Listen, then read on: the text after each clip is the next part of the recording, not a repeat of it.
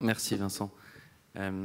Et effectivement, le private equity est un sujet assez à la mode en ce moment. En tout cas, on le voit apparaître un peu partout dans la presse, hein. C'est une classe d'actifs assez restreinte, mais qui a tendance à aujourd'hui se démocratiser, ou à se retailiser. En tout cas, c'est les termes utilisés.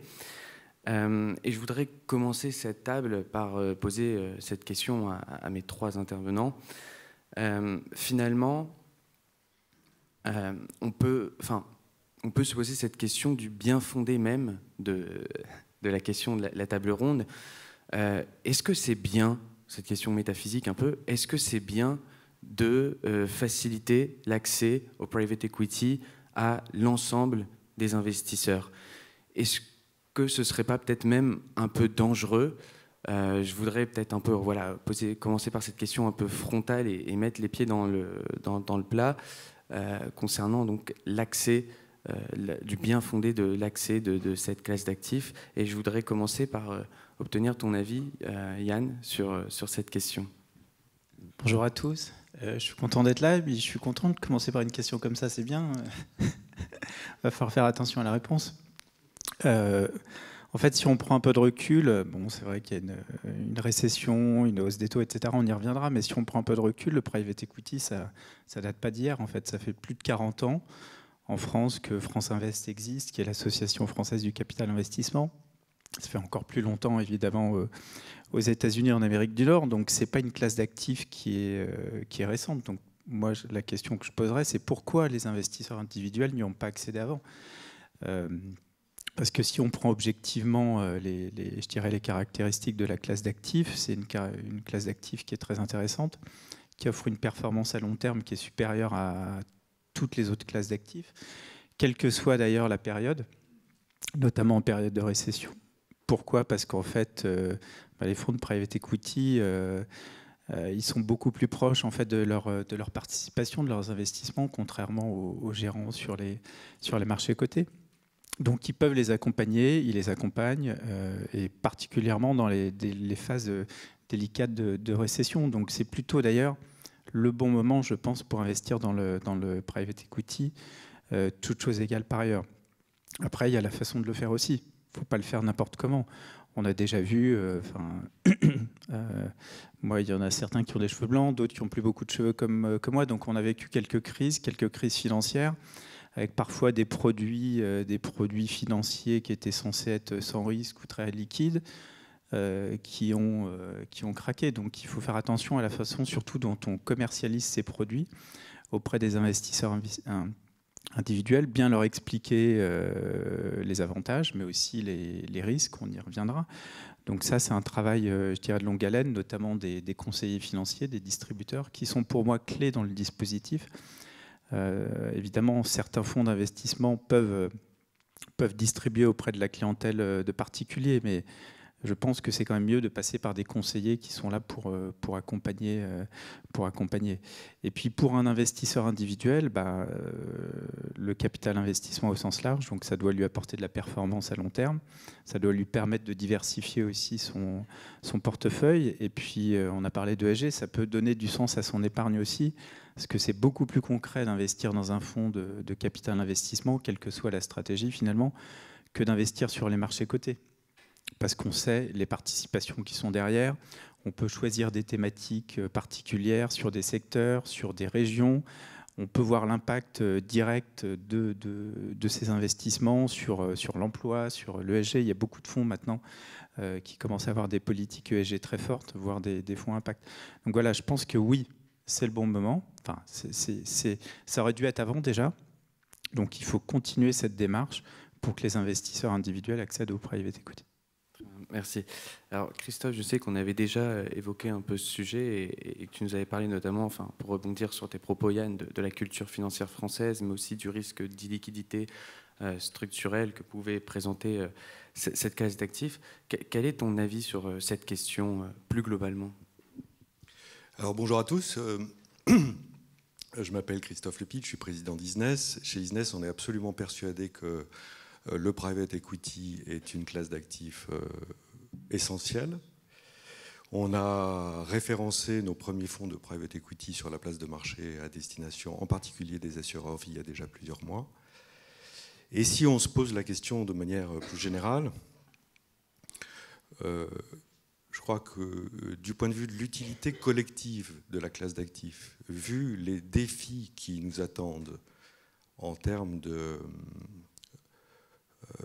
financement de la transition énergétique, je crois qu'on a déjà fait beaucoup appel à la dette et on atteint les limites de ce modèle. Les gouvernants, aujourd'hui, les gouvernements sont absolument persuadés qu'il faut mobiliser l'épargne individuelle. Vous savez que les Français épargnent beaucoup. Vous savez qu'ils détiennent une épargne liquide. On parle de 3 000 milliards d'euros. Vous savez que cette épargne-là n'est pas forcément réinvestie comme on pourrait le souhaiter dans le fonctionnement de l'économie réelle. Donc se pose la question de l'utilité de cette classe d'actifs de ce point de vue-là. Et je pense que c'est très important d'aller mobiliser cette épargne. Si on regarde ce que les régulateurs et les législateurs ont en tête aujourd'hui, c'est d'ailleurs assez clair, parce que vous avez, au niveau européen, on en reparlera, LTIF 2, qui va dans le sens de la facilitation de la distribution de ces véhicules.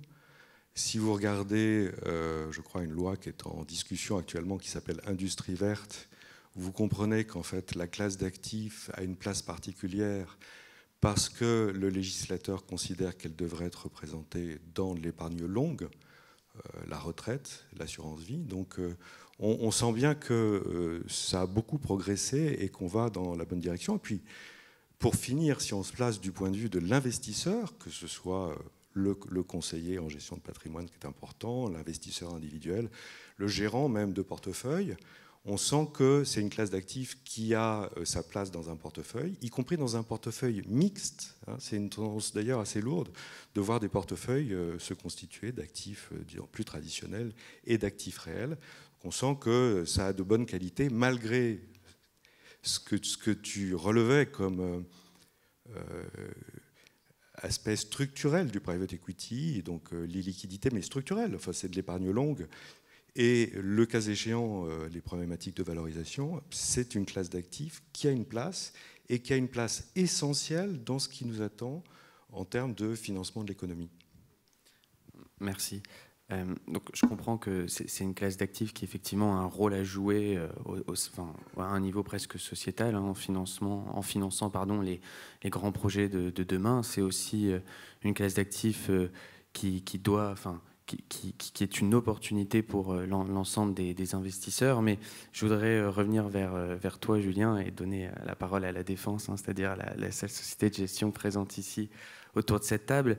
Mais je comprends les arguments, mais quand on regarde la hausse des taux, on se doute qu'elle va avoir un impact mécanique sur le financement des entreprises. Ça va mécaniquement un peu grever leur profitabilité. Je vois également qu'on annonce ça et là une récession à venir. Alors on ne sait pas trop si on est déjà dedans ou si elle est dans 2 mois ou peut-être l'année prochaine. Est-ce que le private equity peut-il encore afficher des performances similaires à ce qu'il a affiché cette dernière décennie, au moins ? Bonjour à tous, donc je suis effectivement associé chez Blackfin Capital Partners, donc dans un fonds de private equity. Je ne vais pas vous expliquer que c'est une mauvaise idée d'investir en private equity.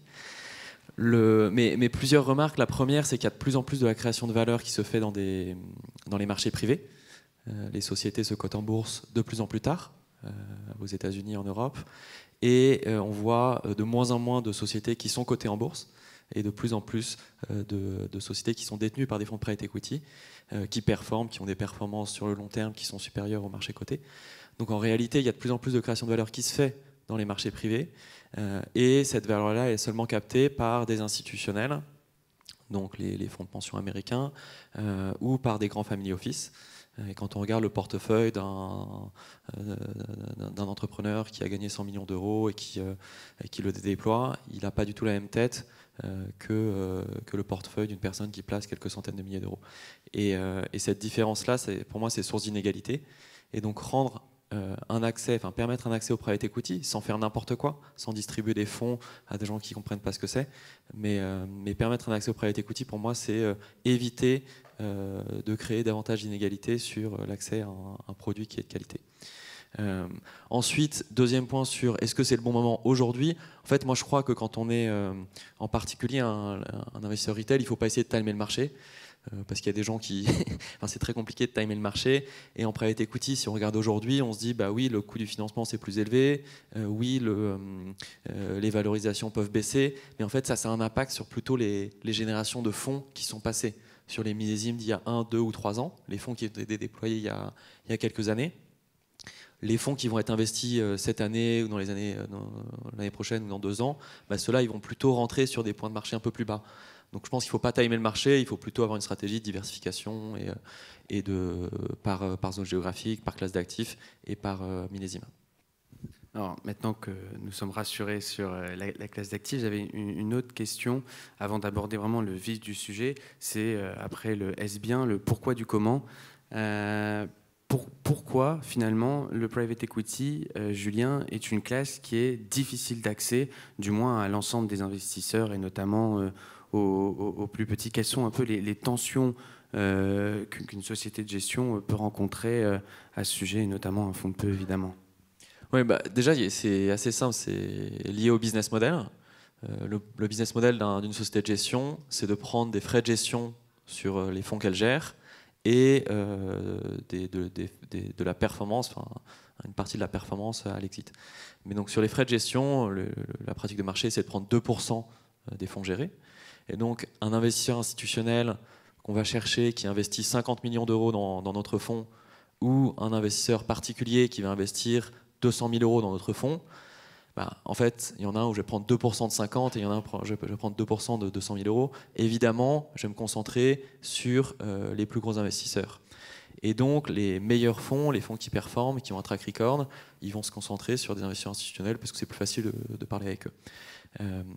Donc ça, c'est la raison principale. Après, on voit émerger des nouveaux acteurs qui sont des fonds de fonds, qui sont des plateformes de distribution, qui vont elles-mêmes prendre un peu de frais complémentaires, mais qui vont permettre de faire les grossistes, en fait, comme des courtiers grossistes en assurance, qui vont permettre de faire les grossistes et d'aller distribuer elles-mêmes ces fonds, ces feeders à du retail. Qu'est-ce qui est problématique après d'un point de vue opérationnel pour distribuer? Ben, il y a plein d'éléments. Hein. On est une société régulée, donc on doit connaître nos investisseurs. Connaître nos investisseurs, ça veut dire faire un KYC au moment de l'entrée en relation, mettre à jour ce KYC dans le temps. Et donc tout ça, c'est des tâches qui sont encore assez manuelles et qu'il faut automatiser pour pouvoir aller sur plus de granularité, sur des tickets plus bas.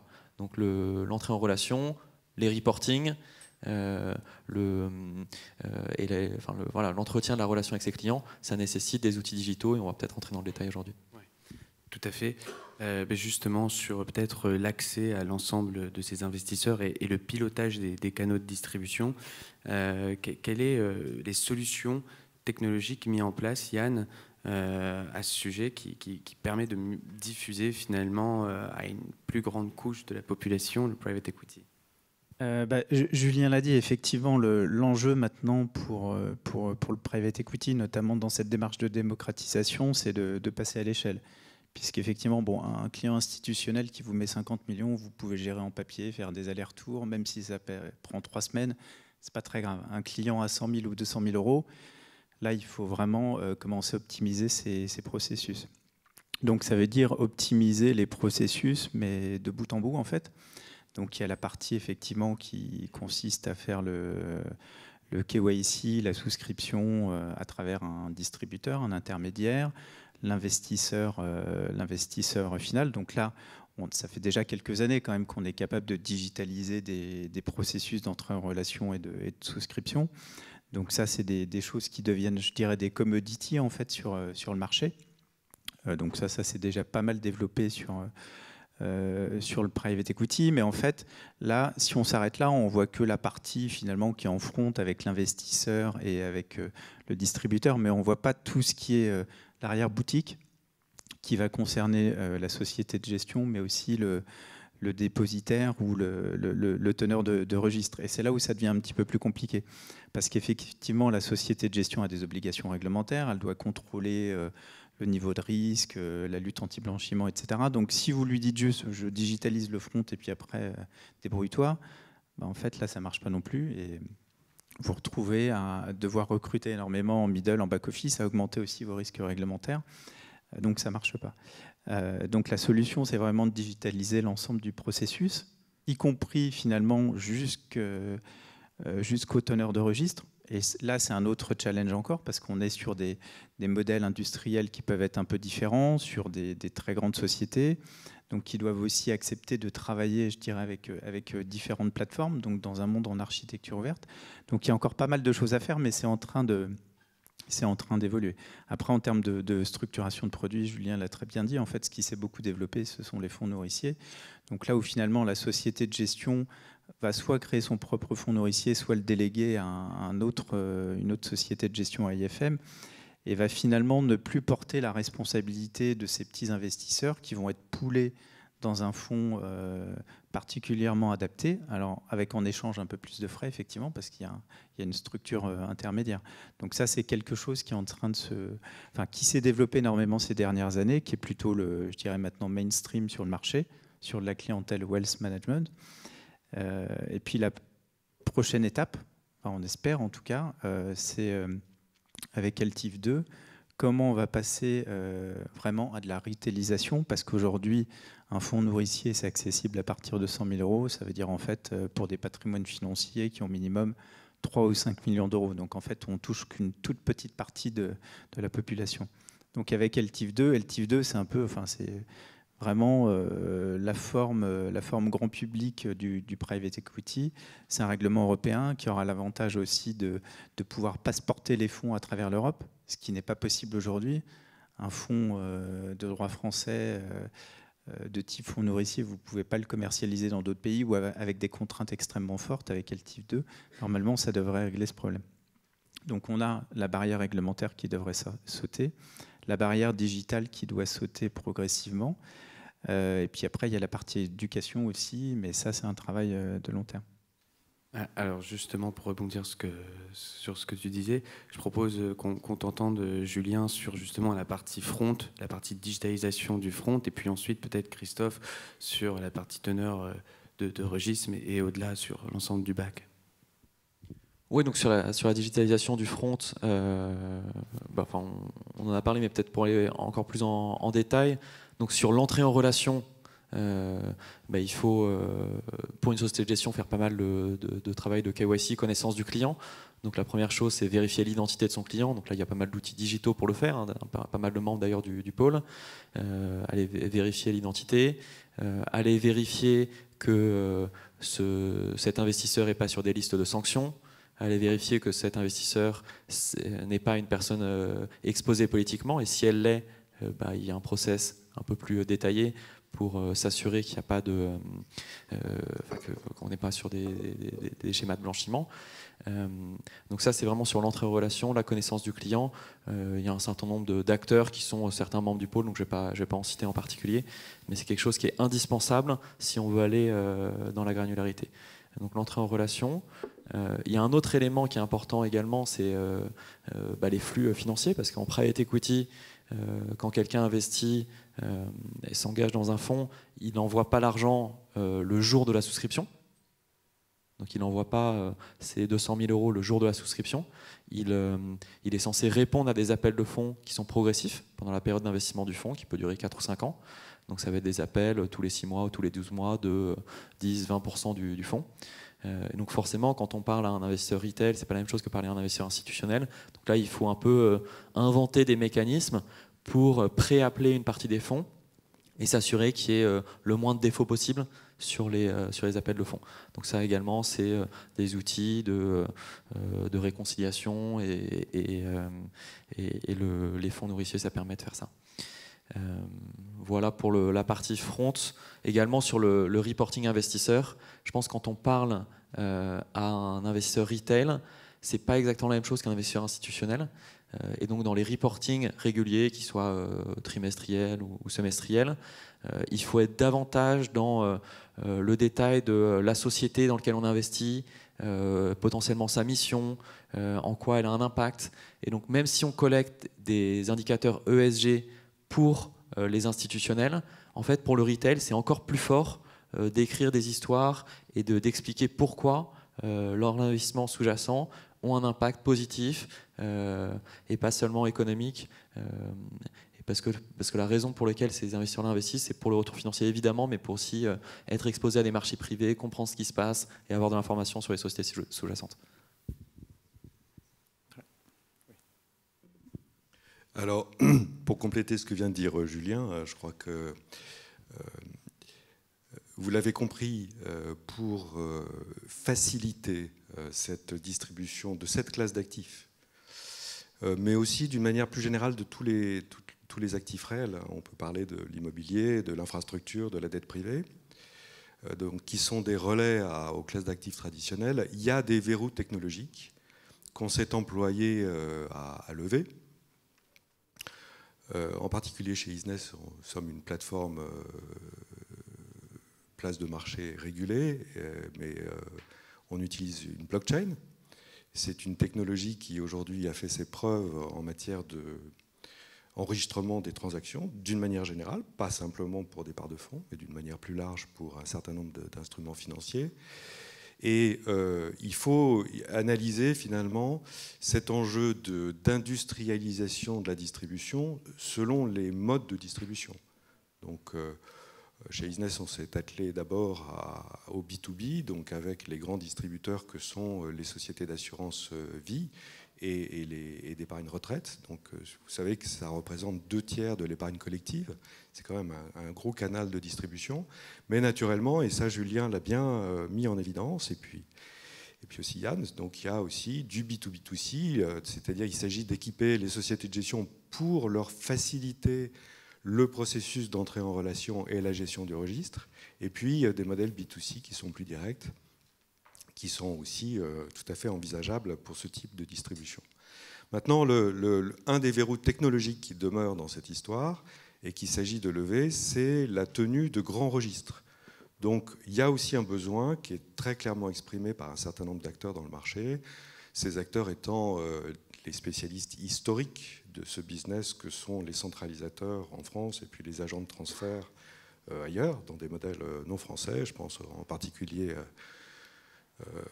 en Irlande ou au Luxembourg, sont des gens qui le reconnaissent volontiers d'ailleurs, qui ont des difficultés à gérer avec leur système legacy des registres de grande taille.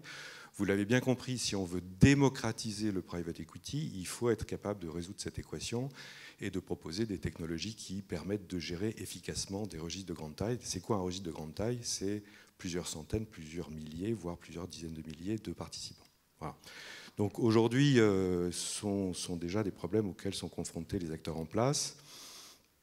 Quand il faut faire un changement de bénéficiaire ultime, de holder dans un registre, c'est très compliqué. C'est parfois nécessaire parce que quelqu'un liquide son assurance vie ou alors il y a une mutation, un décès, et les gens s'arrachent les cheveux. Donc c'est un problème déjà actuel et qui va gagner en intensité au fur et à mesure, et je crois qu'on est tous ici pour l'appeler de nos voeux, de l'essor de cette classe d'actifs et de sa croissance dans l'allocation globale.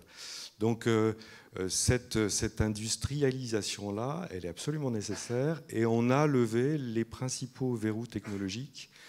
Il y en a d'autres, il y a des verrous réglementaires, il y a des verrous fiscaux, c'est pas très facile, mais on voit bien que en fait, les planètes s'alignent pour que du point de vue fiscal, du point de vue réglementaire, du point de vue du marketing, de la distribution et de la techno, on puisse rendre cet exercice beaucoup plus facile, quel que soit le mode de distribution, soit B2B, soit B2B2C, soit B2C.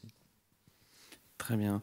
Mais pour rebondir sur ce que tu disais, donc, je comprends que la technologie globalement facilite, permet peut-être un modèle B2C, société de gestion épargnant final. Néanmoins, il demeure quelques verrous technologiques et notamment des verrous réglementaires. Et on avait évoqué ensemble, en fait, finalement, l'un des verrous, c'est la rentabilité, c'est-à-dire Est-ce que faire du KYC sur un épargnant qui entre avec 200-300 euros, c'est une chose rentable? Est-ce que la fiscalité, notamment l'IFU, sur quelqu'un qui met un ticket de 200 euros, c'est rentable? Et donc ma question, plus globalement, c'est finalement cette retailisation, cette démocratisation, cette facilitation du private equity. Est-ce qu'on peut vraiment parler de démocratisation, ou est-ce que c'est pas plutôt un élargissement d'un cercle très restreint à un cercle restreint? Alors, Yann, je voulais t'entendre peut-être sur quelques autres solutions techno qui ont été mises en avant, notamment peut-être sur le KYC et d'autres sujets. On en a déjà un petit peu parlé, mais c'est vrai que si le ticket, comme on l'espère, je ne sais pas, en tout cas, si les tickets d'investissement baissent à quelques centaines d'euros, ça sera sûrement difficile de rester dans le modèle actuel, qui est principalement un modèle de nominatif pur, donc où la société de gestion connaît l'investisseur final. Je ne pense pas que ce soit ça le modèle, d'ailleurs. Tu l'as dit, Christophe. On voit déjà des fonds qui commencent à être référencés en assurance vie.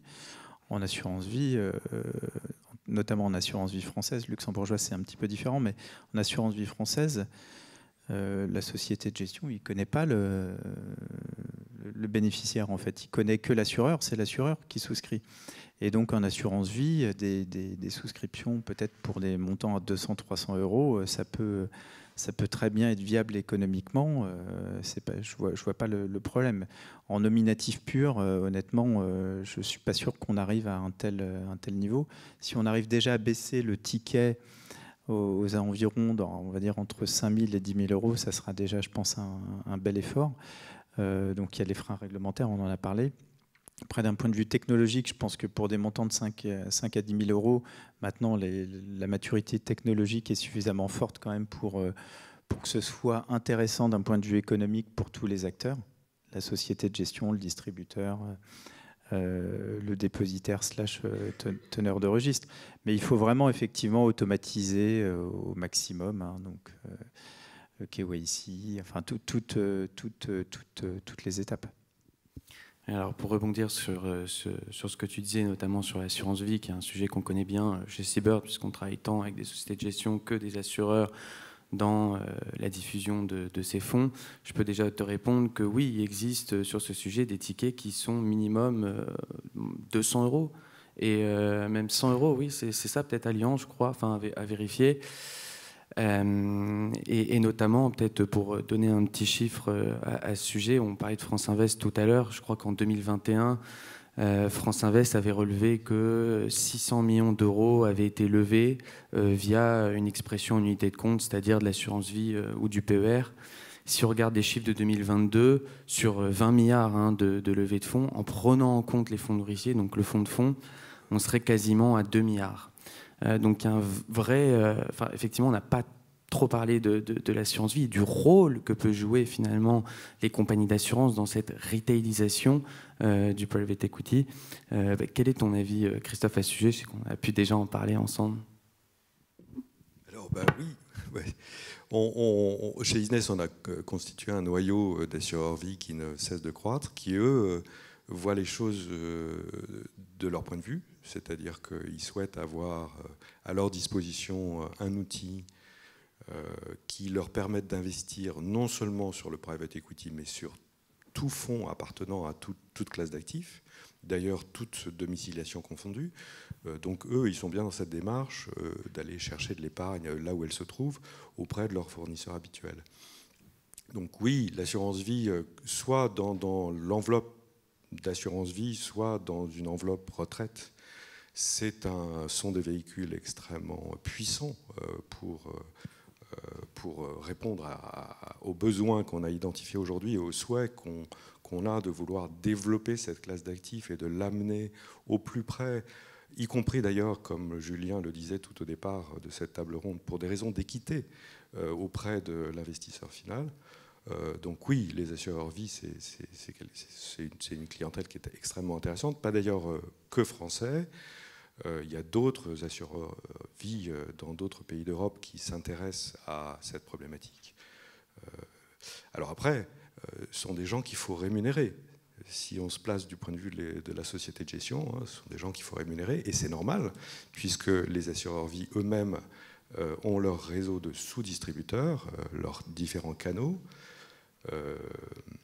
Donc, il est aussi économiquement naturel, quand on se place du point de vue d'une société de gestion, de trouver, de chercher des raccourcis dans la distribution qui peut-être contournent les grands distributeurs, ne serait-ce que pour des raisons économiques, pour améliorer la rentabilité de la classe d'actifs. Donc ce n'est pas très surprenant que des sociétés de gestion explorent d'autres voies de distribution que les grands distributeurs que sont les assureurs vie.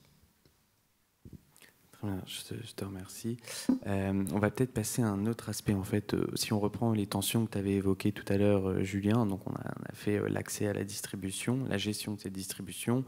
On a parlé assez naturellement du KYC, un peu aussi de la gestion des appels de fonds, évidemment de la tenue du grand registre. On a un peu évoqué le reporting, mais je voudrais quand même revenir sur ce sujet, et notamment sur les solutions techno qui permettent de faciliter un peu ce reporting ESG de plus en plus regardé par les investisseurs. Et donc, j'imagine que multiplier les investisseurs multiplie aussi la critique à son égard.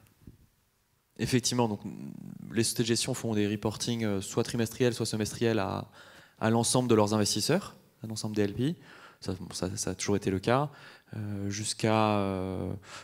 Depuis quelques années, on intègre dans ces reportings trimestriels une composante ESG qui, au départ, était plutôt une composante marketing, parce que les investisseurs nous le demandaient, qui est devenue une composante réglementaire forte, avec SFDR et la plupart des nouveaux fonds qui se créent aujourd'hui, qui sont soit article 8, soit article 9. Donc article 9, fonds d'impact, article 8, des fonds qui, dans leur politique d'investissement, considèrent des problématiques des sujets extra-financiers. Et pour être article SFDR, article 8, on doit mettre en place une collecte d'informations annuelle auprès des sociétés dans lesquelles on investit, collecter un certain nombre d'indicateurs, et ces indicateurs-là, les consolider, les suivre et les reporter aux régulateurs et à nos investisseurs. Et donc pour ça, il y a un certain nombre d'outils qui sont mis en place pour pouvoir collecter, harmoniser l'ensemble des données de l'ensemble de nos participations. C'est des campagnes qui peuvent être assez lourdes. Donc, nous, on a déployé un outil qui s'appelle Reporting 21, mais il y en a probablement plein d'autres qui permettent effectivement d'automatiser cette collecte et ensuite de consolider ces indicateurs et pouvoir les partager à nos investisseurs. À nouveau, pour revenir au sujet faciliter l'accès au private equity, je pense que cette dimension ESG, elle est extrêmement importante en marketing sur des populations retail. Pouvoir comprendre, parce que le private equity, c'est vraiment, pour le coup, c'est vraiment un peu une boîte noire. On ne sait pas exactement ce que ça fait, comment ça fait, pourquoi ça fait du retour. Être capable d'expliquer ce que font vraiment les sociétés du portefeuille, quels impacts elles ont réellement, localement, c'est indispensable. Et donc, au-delà des reportings chiffrés qui peuvent être ceux que je décris pour les investisseurs institutionnels, il y a une vraie nécessité d'écrire des histoires, ou coécrire des histoires avec les sociétés du portefeuille, pour faire comprendre ce que ça veut dire d'être actionnaire d'une société non cotée. Alors, effectivement, je voudrais peut-être aborder un dernier aspect pour clore cette table ronde, pour rendre un produit, pour rendre le private equity retail, il faut aussi, malgré tout, le rendre un peu liquide, parce que la population retail aime malgré tout la liquidité. En tout cas, elle va le demander, et puis surtout, ça peut être un frein. Et à ce sujet, on a pu discuter ensemble et regarder que quelques initiatives avaient été réalisées, ou plutôt la technologie permettait de pas rendre cet actif liquide, mais en fait plutôt de permettre de le revendre. Et à ce sujet, je voulais savoir quelles étaient les initiatives en termes de marketplace, B2B, B2C, sur le sujet du private equity. Peut-être commencer par toi, Christophe, sur ce sujet. Oui, des initiatives, on en voit chez les courtiers qui s'organisent, chez certains types d'acteurs. techno ou moins techno. Aujourd'hui, de mon point de vue, on n'a pas trouvé la solution. Des besoins de liquidité ponctuels, il y en a. Maintenant, il ne faut pas se cacher. La classe d'actifs est par essence illiquide, c'est un investissement long.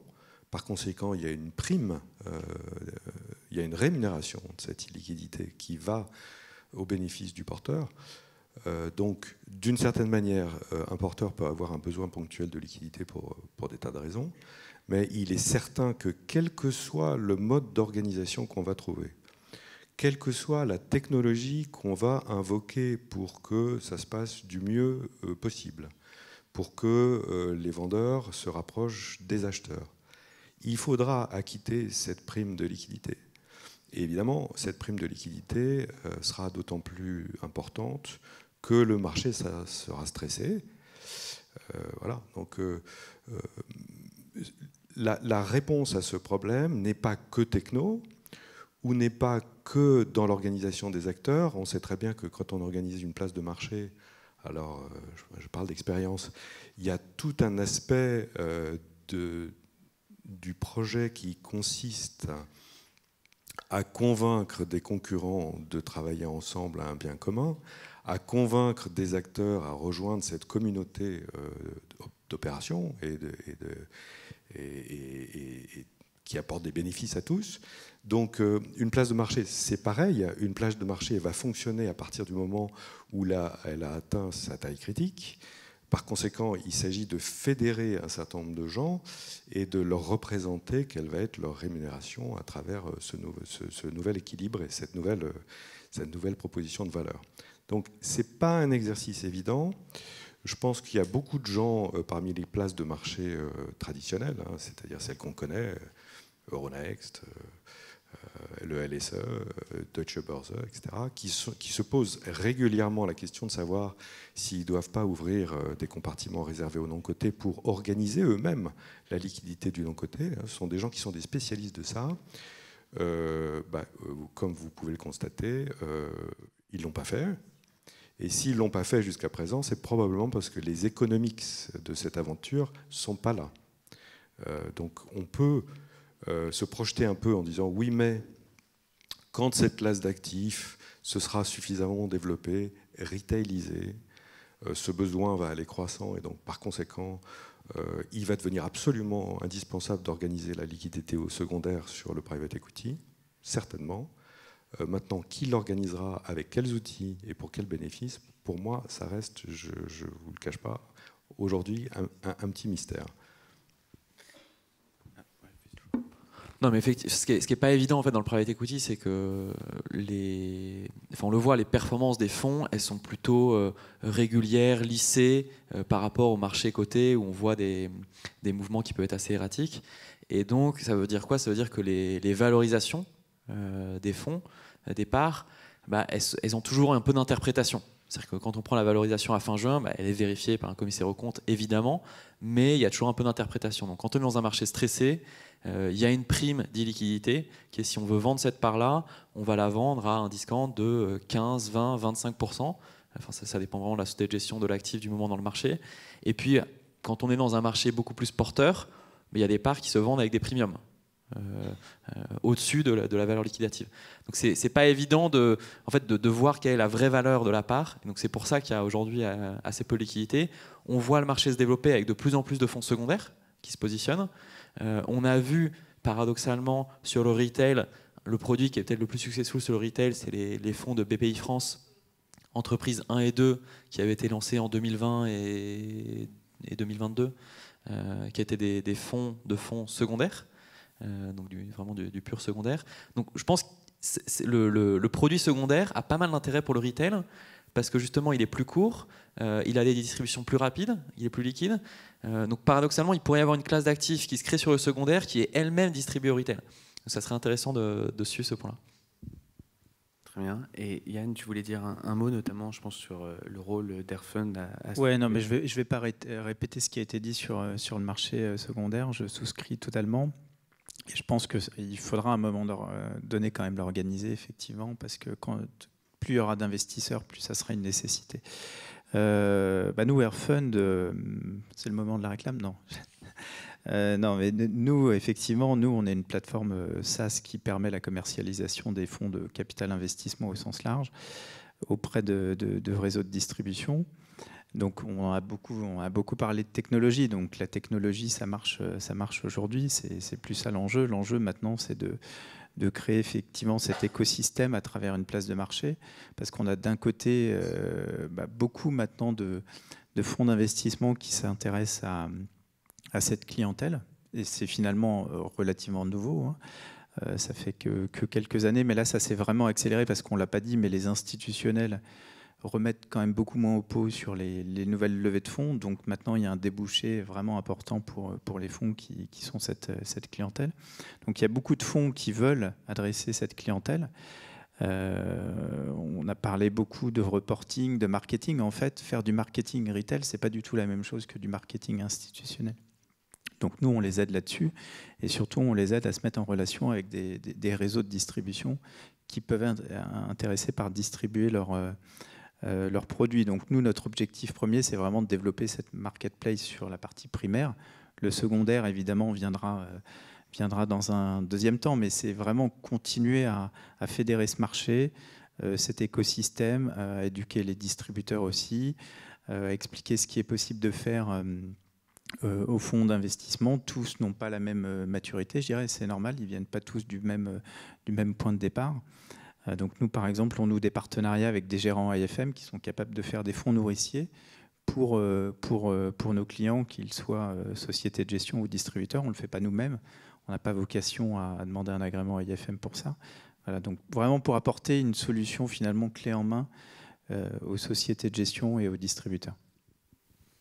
Ouais, très bien, ça va nous permettre de conclure cette table ronde dans les temps. Donc en quelques mots, effectivement, nous avons vu que les innovations qui ont permis de faciliter la diffusion du private equity ne sont pas uniquement technologiques, mais ils pouvaient être aussi d'ordre réglementaire et administratif. On l'a vu avec LTIF 2, qui va permettre de commercialiser ces produits hors UE. On a vu évidemment qu'ils étaient technologiques, alors sur l'aspect de la tenue du grand registre, sur le traitement du KYC, la gestion des appels de fonds. On a vu qu'elles étaient aussi financières avec l'incorporation de fonds nourriciers qui permet aux investisseurs d'accéder à des fonds un peu moins accessibles, un peu plus premium. On a vu qu'elles étaient aussi de l'ordre de la distribution, évidemment, avec l'assurance qui permet d'atteindre des tickets extrêmement bas. Et sur ces différents thèmes évoqués, je vous laisse juger si le private equity est suffisamment diffusé et si on peut parler de démocratisation et pas uniquement d'élargissement à un cercle moins restreint. Voilà.